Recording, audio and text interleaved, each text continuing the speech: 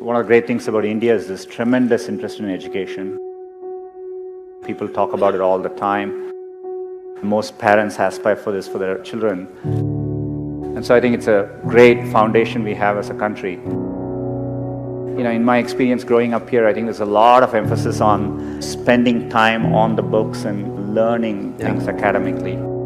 I think there's a lot of pressure to follow set lanes throughout your career. You're in high school, you're thinking about college. A lot of times when I was younger, people would say, this person didn't get into this college or something, and that's the end of the road. I mean, life is so different from that.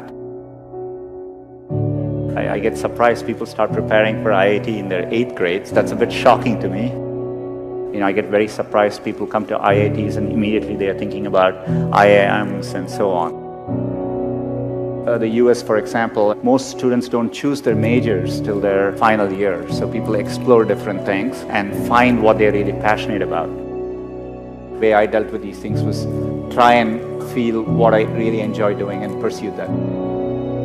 I would do what feels something like you like spending time on. I would use that as a yardstick and not feel the pressure to do what others are telling you to do. I've always wanted to work on computing, build computing products. The thing which still keeps me going is the desire to build products which will be used by billions of users and makes a difference for them. That's what I've been focused on. It doesn't need to be even in engineering. There are many, many different ways, and you will see this later in life. People do well from all walks of life. I think education needs to evolve and change just like with everything else. Getting into an elite institution doesn't guarantee success. It matters a lot, but it doesn't guarantee success.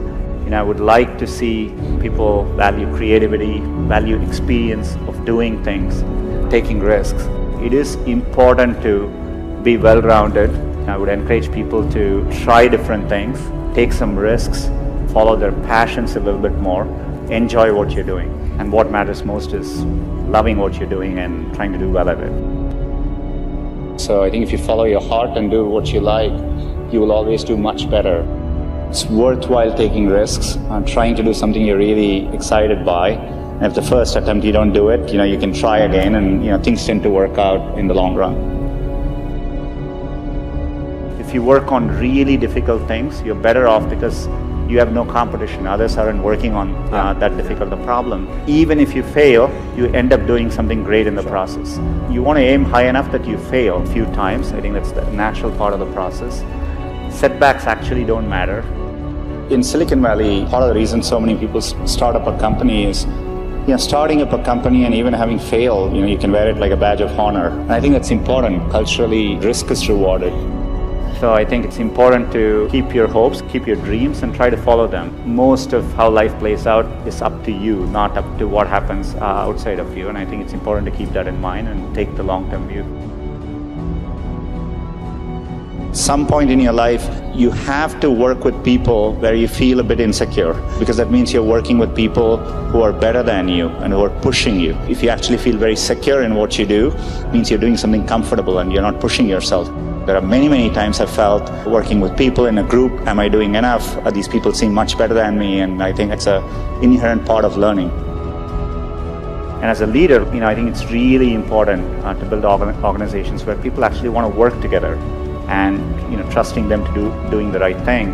And as a leader, it's less about trying to be successful and more about to make those people successful. I'm absolutely, with full certainty convinced that India will be a global player in the digital economy, and it'll be competitive with any country in the world.